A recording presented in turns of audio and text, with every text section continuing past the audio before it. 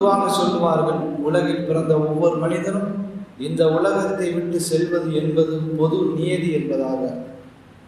இது பொது நியதி என்பதாக பொதுவாக சொல்லப்பட்டாலும் அல்லாஹ்வுடைய ஏற்பாடு அதுதான். அல்லாஹ்வுடைய ஏற்பாடு அதுதான். ஒரு கவிஞர் மிக அழகாக சொல்லுவார், தொடரும் கதை ஒரு நாள் முடிந்துவிடும், தூயோனின் தீர்ப்பு அதை காட்டிவிடும், நடைபோட்ட முன்னோர்கள் சென்ற இடம் அதை நினைத்தாலே நம்முடைய சிந்தனைகள் மாறிவிடும் என்பதாக. அன்பிற்குரியவர்களே, அல்லாஹ்வின் நல்ல அடியார்களே, குர்ஆனில் அல்லாஹ் தஆலா சொல்லி காட்டுகின்றான், குல்லு நஃப்ஸின் ஸாயிகத்துல் மௌத், ஒவ்வொரு ஆத்மாவும் மரணத்தை சுவைத்தே தீர வேண்டும். அதை சுவைக்காமல் உலகில் யாரும் இருக்க முடியாது. உலகிலே பல்வேறுபட்ட பலதரப்பட்ட மக்களை நாம் பார்த்திருக்கலாம். சிலர் கடவுள் உண்டு என்று சொல்வார்கள், இல்லை என்று சொல்வார்கள், எதையோ மறுப்பார்கள். ஆனால் உலகிலே மறுக்காத ஒரு விஷயம் இருக்கின்றது என்று சொன்னால் அது மௌத் மட்டும்தான்.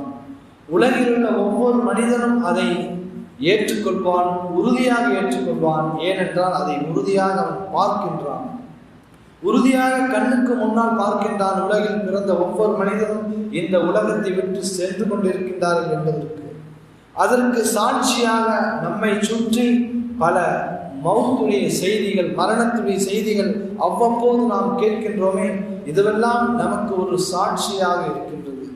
நாம் அந்த இடத்திற்கு செல்வோம் என்பதற்கு இதுவெல்லாம் ஒரு சாட்சியாக இருக்கின்றது. அன்பிற்குரியவர்களே, அல்லாஹ்வே, நம்மை விட்டு பல நபர்கள் சென்று விட்டார். நம்மை விட்டு பல நண்பர்கள், தோழர்கள், நம்முடைய உறவினர்கள், உற்றார் உறவினர்கள் சென்று விட்டார்கள்.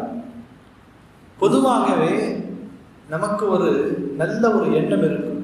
அது என்ன எண்ணம் என்று சொன்னால், நம்மை விட்டு சென்று விட்ட அந்த மனிதர்களுக்காக ஏதாவது நாம் செய்ய வேண்டும். மௌத்தாயிட்டாங்க, நம்முடைய உறவினர்களாக இருக்கலாம், அல்லது தாய் தந்தையர்களாக இருக்கலாம், அல்லது வேறு நம்முடைய சுற்றார் உற்றார் தெருவீடு வசிக்கக்கூடியவர்கள் யாராக வேண்டுமானாலும் இருக்கலாம். அவர் மௌத்தாகி விட்டார்.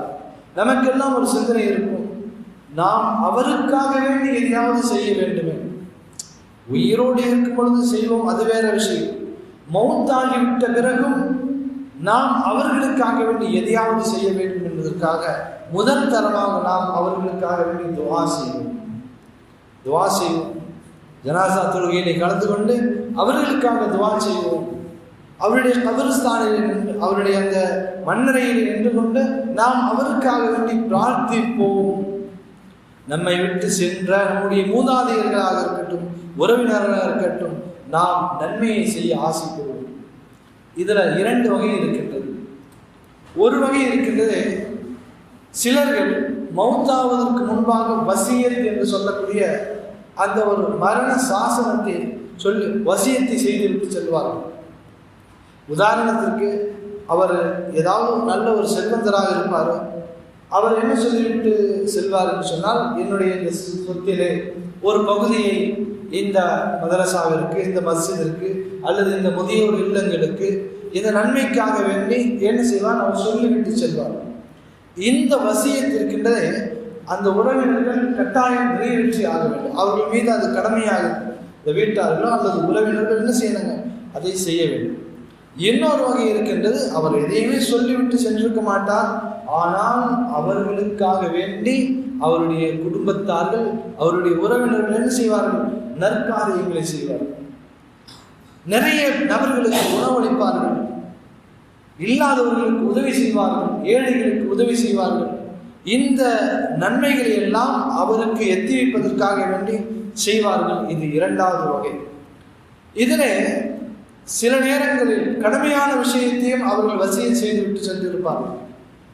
அவர் ஹஜ் செய்ய வேண்டும் என்று நினைத்திருப்பார், ஆனால் அதற்குள்ளாகவே அவர் மௌத்தாகிவிட்டு இருப்பார். சொல்லப்படுகின்றது, ஹஜ், குர்பானி இது போன்ற அமல்கள், ஹஜ், உம்ரா, குர்பானி போன்ற அமல்கள் அவர் மௌத்தாகிவிட்ட பிறகும் அவரின் சார்பாக செய்யலாம். ஆனால் சில அமல்களை செய்ய முடியாது. அது என்ன அமல்கள் சொன்னால், தொழுகை, நோன்பு இருக்கின்றது. இது அந்த நபர் மீது கடமையாகும். அந்தந்த நபர்கள் மட்டும்தான் அதை நிறைவேற்ற முடியும். தொழுகை அவர் தொடவில்லை, அவருடைய வாழ்நாளிலே அவர் தொழுகை அவர் சரியான முறையிலே நிறைவேற்றவில்லை என்பதற்காக அவர் மௌத்தாகிவிட்ட பிறகு அவருக்கு பதிலாக வேறு யாரும் தொழுது என்ன செய்ய முடியாது, அவருடைய கடமையை பூர்த்தி செய்ய முடியாது. அதே போன்றுதான் நோன்பு. ஆனால் இதிலே ஹஜ் செய்யலாம். ஏனென்று சொன்னால் நபி ஸல்லல்லாஹு அலைஹி வஸல்லம் ஒரு பெண்மணி வருகின்றார். அவர் கேட்கின்றார், ஜுஹைனா என்ற சமூகத்தை அந்த குடும்பத்தை சார்ந்த ஒரு பெண்மணி நபி ஸல்லல்லாஹு அலைஹி வஸல்லம் அவரிடத்தில் வருகின்றார். யா ரசூலல்லாஹ், என்னுடைய தாயார் ஹஜ் செய்ய வேண்டும் என்று நியத் செய்திருந்தார். ஆனால் அதற்கு முன்பாகவே அவர் மௌத்தாகிவிட்டார். அவர் சார்பாக நான் ஹஜ் செய்யலாமா என்பதாக நபி ஸல்லல்லாஹு அலைஹி வஸல்லம் அவரிடத்தில் கேட்கும் பொழுது பெருமானார் ஸல்லல்லாஹு அலைஹி வஸல்லம் அவர்கள் சொன்னார்கள், ஆம், நிறைவேற்றலாம் என்று சொன்னார்கள். அதற்கு உதாரணமும் சொன்னார்கள். உங்களுடைய தாயார் ஏதாவது கடன் போன்றவைகள் விட்டு சென்றிருந்தால் அதை நீங்கள் நிறைவேற்றீர்கள் அல்லவா? கடன் பட்டு இருந்தால் அதை நிறைவேற்றீர்கள். அதே போன்றுதான் இதுவும். இது அவரின் மீது அல்லாஹ்விற்கு இருக்கக்கூடிய அவரின் மீது உள்ள கடன் என்பதாக நபி ஸல்லல்லாஹு அலைஹி வஸல்லம் சொல்லிவிட்டு ஹஜ்ஜை செய்வதற்கு அனுமதி கொடுத்தார்கள் அந்த பெண்மணிக்கு. அன்பானவர்களே, அல்லாஹ்வினர்களே, எனவே மௌத்தாகிவிட்டவர்களுக்கு நாம் செய்ய வேண்டிய அந்த கடமைகளில் பல நன்மையான விஷயங்களை நாம் செய்யலாம். நபி ஸல்லல்லாஹு அலைஹி வஸல்லம் அவர்கள் கூட அலி ரலியல்லாஹு அன்ஹு வசியத் செய்து சென்றிருக்கின்ற என்பதாக நாம் பார்க்கின்றோம். எப்படி என்று சொன்னால், அது அலி ரலியல்லாஹு அன்ஹு அவர்கள் 2 ஆட்டை குர்பானி கொடுப்பார்கள். சொல்லுவார்களாம், ஒரு ஆடு எனக்காக, இன்னொரு ஆடு நபி ஸல்லல்லாஹு அலைஹி வஸல்லம் அவர்கள் மௌத்தாகும் பொழுது வசியத் செய்தார்கள், எனக்காகவும் நீங்கள் குர்பானி கொடுங்கள் என்பதாக. எனவே அன்று முதல் நான் என்ன செய்கின்றேன், எனக்காகவும் நான் குர்பானி கொடுக்கின்றேன், பெருமானார் ஸல்லல்லாஹு அலைஹி வஸல்லம் அவர்களுக்காகவும் ஒரு ஆட்டை நான் குர்பானி கொடுக்கின்றேன் என்பதாக அலி ரலியல்லாஹு அன்ஹு அவர்கள் சொல்லுவார்கள். அந்த நடைமுறையை நாம் இன்றளவில் நாம் பார்த்து கொண்டிருக்கின்றோம். நிறைய நபர்கள் என்ன செய்வார்கள், அந்த குர்பானி கூட்டில் என்ன செய்வார்கள், பெருமானார் ஸல்லல்லாஹு அலைஹி வஸல்லம் அவர்களை நினைத்துக் கொள்வார்கள். அன்பிற்குரியவர்களே, அல்லாஹ்விடமிருந்து ஒரு மனிதர் இறந்து விட்டால் அவருடைய எல்லா நன்மைகளும், அதாவது அவரால் நன்மை செய்ய முடியாது, அமல்கள் என்ற அந்த ரீதியிலே அவர் எந்த அமல்களையும் செய்ய முடியாது. பெருமானார் ஸல்லல்லாஹு அலைஹி வஸல்லம் சொன்னாங்க, 3 அமல்களை தவிர ஒரு மனிதர் இறந்து விட்டால் அவர் இறந்துவிட்ட பிறகும் நன்மை சேர்க்கக்கூடிய 3 அமல்களை பெருமானார் ஸல்லல்லாஹு அலைஹி வஸல்லம் சொன்னார்கள். அதுதான், 1, வாழும் பொழுதே அவர் நிரந்தரமாக நன்மை தரக்கூடிய அந்த நன்மைகள் வந்து கொண்டே இருக்கக்கூடிய தர்மங்கள். உதாரணத்திற்கு சொல்ல வேண்டும் என்று சொன்னால், ஒரு பொதுவான இடத்துல ஒரு மக்களுடைய நீர் தேவைக்காக ஒரு போர்வெல் அவர் என்ன செஞ்சிருக்காரு, போர் போட்டு கொடுத்திருக்கிறாரு அப்படின்னு சொன்னா இந்த நன்மை என்ன செய்யுங்க, அவர் மௌத்தாயிட்ட பிறகும் அந்த நன்மைகள் வந்து கொண்டே இருக்கும். மஸ்ஜிதே ஒரு போரை போட்டு கொடுத்தார், அதில் என்ன செய்வார்கள், தொழுகையாளிகள் வருவார்கள், உது செய்வார்கள், அந்த நன்மைகள் எல்லாம் அந்த நபர்களுக்கு போய்கொண்டே இருக்கும். இதுதான் நிரந்தரமான சதக்கத்துல் ஜாரியா என்று சொல்லக்கூடிய அந்த நன்மைகள் என்ன செய்கிறது, வந்து கொண்டே இருக்கும். அவர் மௌத்தாகிவிட்டாலும் அந்த நன்மைகள் வந்து கொண்டே இருக்கும் என்பதாக நபி ஸல்லல்லாஹு அலைஹி வஸல்லம் சொன்னாங்க. 2வது சொன்னாங்க, பயனுள்ள கல்வி. இந்த கல்வி இருக்கின்றது, அவர் போதித்திருக்கின்றார். அவர் கற்ற கல்வியை மற்றவர்களுக்கு போதனை செய்திருக்கிறார், நல்ல விஷயங்களை சொல்லிக் கொடுத்திருக்கிறார். அந்த நபர் என்ன செய்கிறாருன்னு சொன்னா, அதை கற்று அதை அமல் செய்து கொண்டிருக்கின்றார். பிறகு அந்த நபர் வேறு நபருக்கு சொல்லிக் கொடுக்கின்றார். இது எத்தனை நபர்களுக்கு அவர் சொல்லிக் கொடுக்கின்றாரோ, அமல்கள் செய்கின்றாரோ, அந்த நன்மைகள் எல்லாம் அந்த நபருக்கு போய் சேர்ந்து கொண்டே இருக்கும் என்பதாக நபி ஸல்லல்லாஹு அலைஹி வஸல்லம் அவர்கள் சொன்னார்கள். 3வதாக சொன்னார்கள், அவருக்காக துஆ செய்யும் நல்ல பிள்ளைகள். நம்முடைய வாரிசுகள் அவர்கள் நாம் இந்த உலகத்தை விட்டு சென்று விட்டாலும் நமக்காக வேண்டி துஆ செய்ய வேண்டும். இன்னைக்கு நிறைய பிள்ளைகள் தன்னுடைய பெற்றோருக்காக வேண்டி மனமுருகுகின்றார்கள். அல்லாஹ் அவருடைய வாழ்க்கையை சிறப்பாக ஆக்குவாயாக, அவருக்கு அல்லாஹ் சொர்க்கத்திலே உயர்தரமான அந்தஸ்துகளை கொடுப்பாய் என்பதாக தன்னுடைய பெற்றோருக்காகவும் துஆ செய்யும் பிள்ளைகள் என்றளவில் இருக்கின்றார்கள். அந்த பிள்ளையை தான் பெருமானார் ஸல்லல்லாஹு அலைஹி வஸல்லம் சொன்னார்கள், அவருக்காக வேண்டி துஆ செய்யக்கூடிய நல்ல பிள்ளை என்பதாக பெருமானார் ஸல்லல்லாஹு அலைஹி வஸல்லம் 3 நபர்களை சொன்னார்கள். ஸஅத் ரலியல்லாஹு அவர்கள் நபி ஸல்லல்லாஹு அலைஹி வஸல்லம் அவரிடம் வந்து, அல்லாஹ்வின் தூதரே, என் தாயார் அவர்கள் இறந்து விட்டார்கள். நான் அவர்களுக்காக வேண்டி எப்பொழுதும் நிரந்தரமாக நன்மைகள் வந்து கொண்டே இருக்க வேண்டும். அதற்கு நான் என்ன செய்ய வேண்டும், எந்த நன்மை செய்தால் நிரந்தரமாக நன்மைகள் வந்து கொண்டே இருக்கும் என்று கேட்கக்கூடிய சமயத்திலே பெருமானார் ஸல்லல்லாஹு அலைஹி வஸல்லம் சாத் ரலியல்லாஹு அவர்களுக்கு சொன்னார்கள், தண்ணீர் என்பதாக சொன்னார். உடனே சாத் ரலியல்லாஹு அவர்கள் என்ன செய்தார்கள், ஒரு மிகப்பெரிய ஒரு கிணற்றை தோன்றுவதற்கு ஏற்பாடு செய்தார்கள். தோன்றி அந்த கிணற்றை பொதுமக்களுக்காக அர்ப்பணித்து அந்த நன்மையை, இந்த நன்மை இனிமேல் உம்மு சாது என்பதாக சொன்னார்கள். இந்த நன்மை, இந்த கிணற்றில் வரக்கூடிய நன்மைகள் யாவும் உம்மு சாது, சாதுடைய தாயாருக்கு செல்ல வேண்டும் என்பதற்காக அவர்கள் சொல்லி சென்றார்கள்.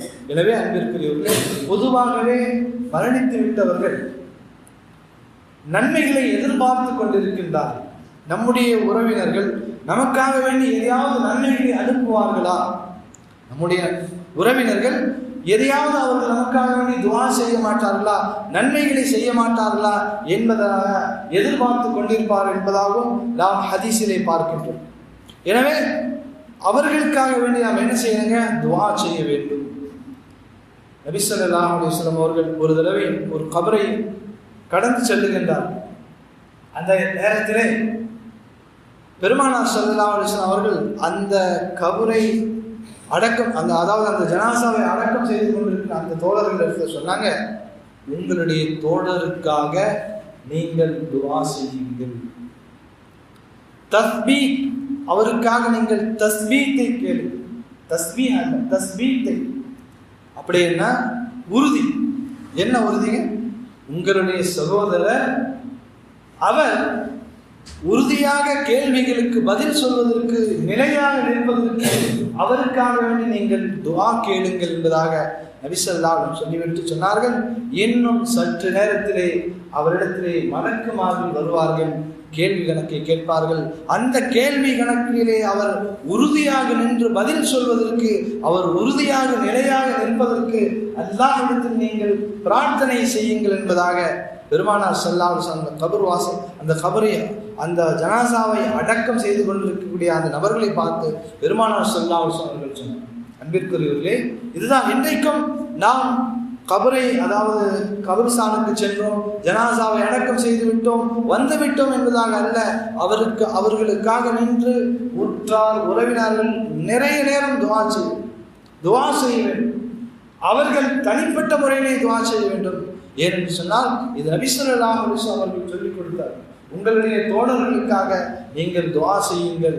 ஏனென்றால் இன்னும் சற்று நேரத்திலே அவருக்கு கேள்வி கணக்கு ஆரம்பமாக போகின்றது என்பதால். அதே போன்று கபர் ஜியாரத், நபி ஸல்லல்லாஹு அலைஹி வஸல்லம் அவர்கள் சொன்னார்கள், கபரை நீங்கள் அதிகமாக ஜியாரத் செய்யுங்கள், கபர்ஸ்தானுக்கு சென்று நீங்கள் அதிகமாக ஜியாரத் செய்யுங்கள். பொதுவாக எல்லா நேரங்களிலும் நாம் மரணத்தை நினைத்து கொண்டேதான் இருக்க வேண்டும். ஏனென்று சொன்னால் நான் ஆரம்பத்திலே சொன்னதை போன்றுதான், அதாவது தொடரும் கதை ஒரு நாள் முடிந்துவிடும். நம்முடைய கதை தொடர்ந்து கொண்டிருக்கின்றது. அந்த கதை எப்பொழுது முடியும் என்று யாருக்கும் தெரியாது. ஆனால் ஒரு நாள் முடியும்.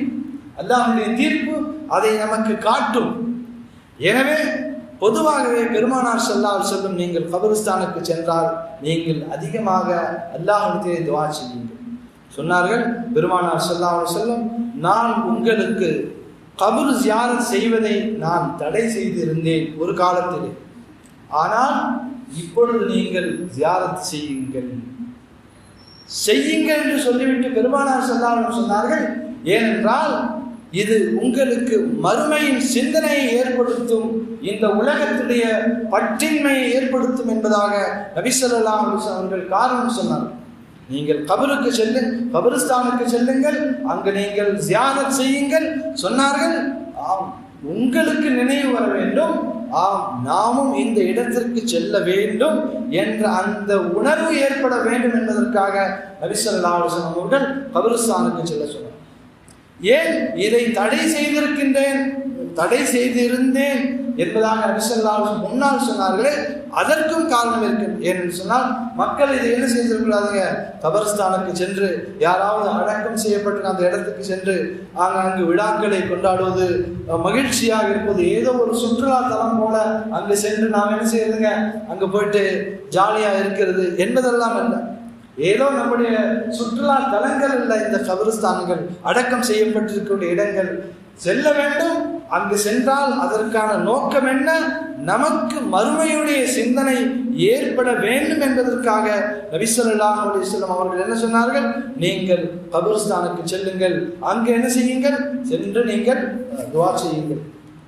அதே போன்று சொன்னார்கள், அஸ்ஸலாமு அலைக்கும் யா அஹ்லல் குபூர், சொல்லணும். கபர்ஸ்தானுக்கு சென்றால் நாம் இந்த துஆவை ஓத வேண்டும். அஸ்ஸலாமு அலைக்கும் யா அஹ்லல் குபூர், கபர்வாசிகளே உங்களின் மீது சலாம் உண்டாகட்டும் சொல்லிவிட்டு அடுத்ததாக சொல்ல வேண்டும், அன்தும் ஸலஃப்னா வ நஹ்னு பில் ஆத்தர், நீங்க முன்னாடி போயிட்டீங்க, உங்களுக்கு பின்னால் நாங்கள் வர இருக்கின்றோம். இந்த செய்தியை சொல்லும் பொழுது நமக்கும் ஒரு உணர்வு ஏற்படும். நம்ம சொல்லணும், அஸ்ஸலாமு அலைக்கும் யா அஹ்லல் குபூர், கபர்வாசிகளே உங்கள் மீது சலாம் உண்டாகட்டும் நினைவு கூறுகின்றோம். அடுத்ததாக அன்தும் ஸலஃப்னா, நீங்க முந்திக்கிட்டீங்க, அதாவது முன்னால போயிட்டீங்க, நீங்க என்ன செய்றீங்க, முன்னால போயிட்டீங்க. வ நஹ்னு பில் ஆத்தர், நாங்களும் பின்னால் வர இருக்கின்றோம் என்ற செய்தியை நம்முடைய மனதில் ஏற்ற வேண்டும் என்பதாக பெருமானார் ஸல்லல்லாஹு அலைஹி வஸல்லம் அவர்கள் சொன்னார்கள்.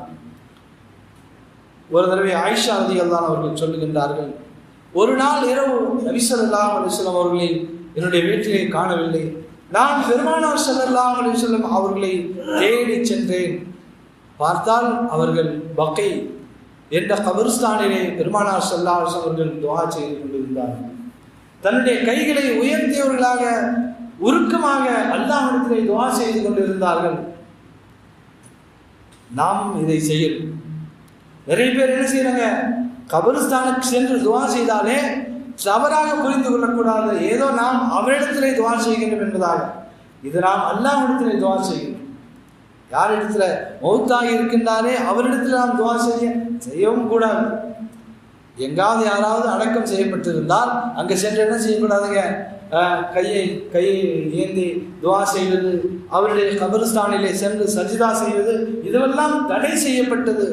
ஆனால் துஆ செய்ய வேண்டும். யாருக்காக வேண்டி, நமக்காக வேண்டி அல்லது அவர்களுக்காக வேண்டும் செய்யலாம். அல்ல அவருடைய கபரை என்ன செய் விசாலமாக்கி தான் அவருக்கு சொர்க்கத்திலே உயர்தரமான அந்தஸ்தை வழங்கு என்பதாக செய்யலாம். ஆனால் நாம் என்ன செஞ்சிருக்கூடாது, நேரடியாக அவரிடத்தில் சென்று யாரிடத்திலும் கேட்பது கூடாது.